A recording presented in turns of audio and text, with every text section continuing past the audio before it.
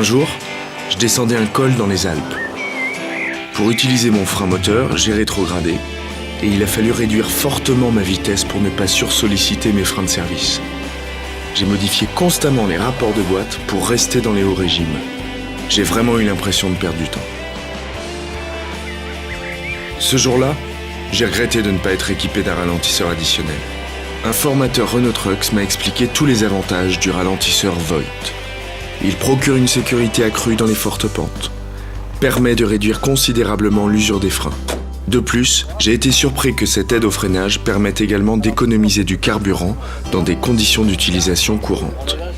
Et comme il y a moins d'émissions de CO2, l'environnement est respecté.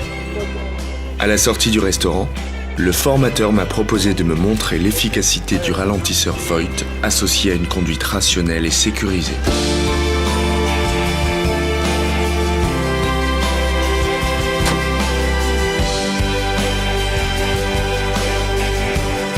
Une conduite rationnelle et sécurisée, c'est avant tout avoir un bon comportement.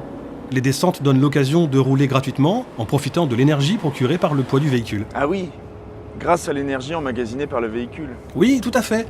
Alors l'énergie emmagasinée est liée à la masse totale du véhicule et à sa vitesse. Cependant, cette énergie doit être maîtrisée.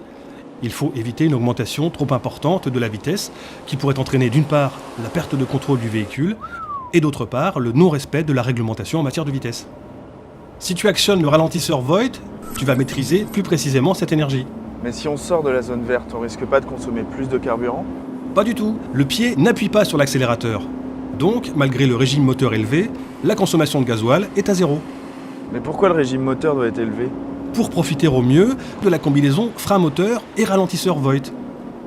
Alors pour une utilisation optimale, il ne faut pas hésiter à monter à 2000-2200 tours minute.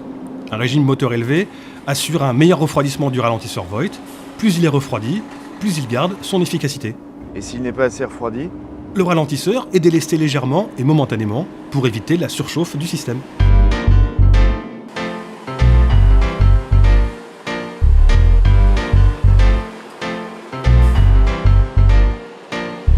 En fonction de la charge du véhicule, de la dénivellation et de la durée de la descente, tu dois ajuster la puissance de ralentissement.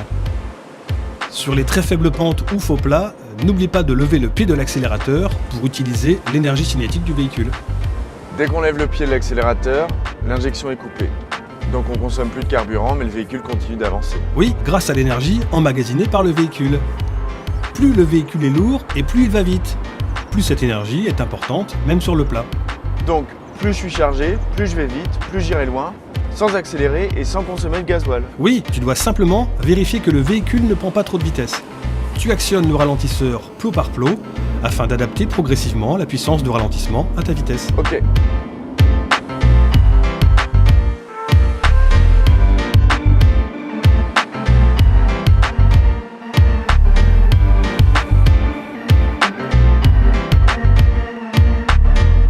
Sur les pentes plus importantes ou plus longues, tu dois anticiper sur la prise de vitesse inévitable de ton véhicule.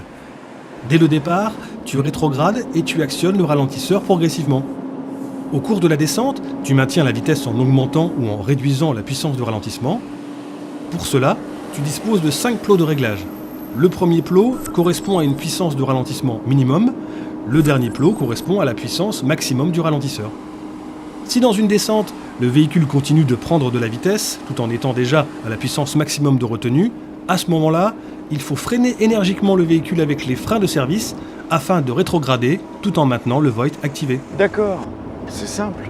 Eh bien oui, avec le ralentisseur Voith, il est devenu facile de gérer l'énergie emmagasinée par le véhicule. Et si le régulateur de vitesse est enclenché ? Dans ce cas, le rétrogradage ainsi que la mise en action du ralentisseur s'effectuent automatiquement. Et toi, tu l'utilises souvent ? Bah oui, assez souvent. Le couplage cruise control et ralentisseur te permet de descendre confortablement et en sécurité. Cela s'appelle le cruise control intégral. Le cruise control intégral. D'accord.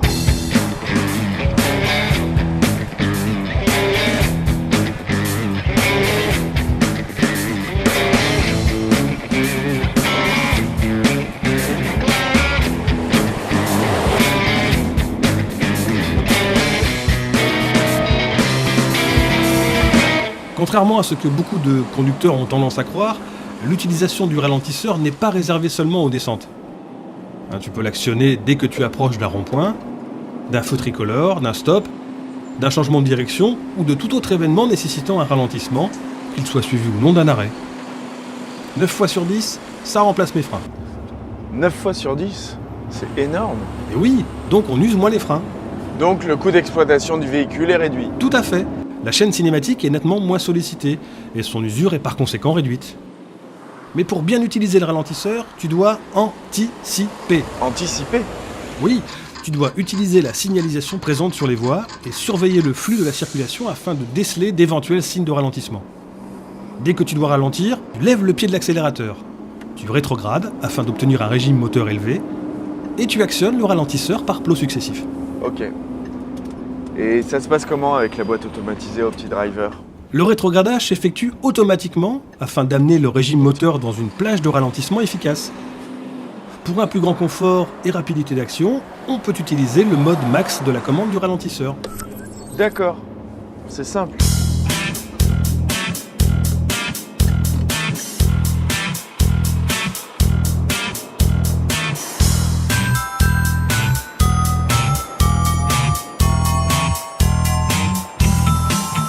Par ailleurs, avec l'utilisation des ralentisseurs, les temps de transport sont maîtrisés.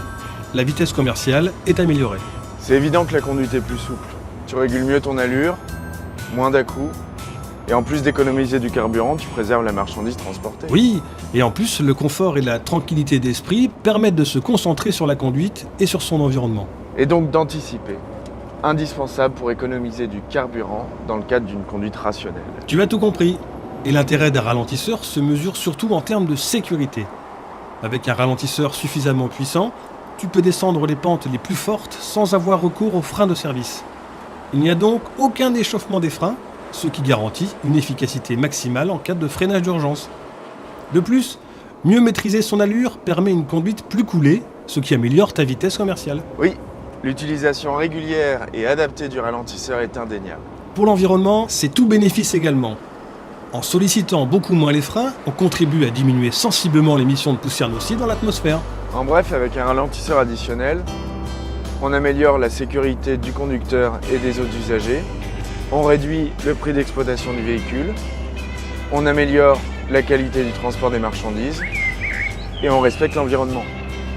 Il faut absolument que j'en parle à mon entreprise.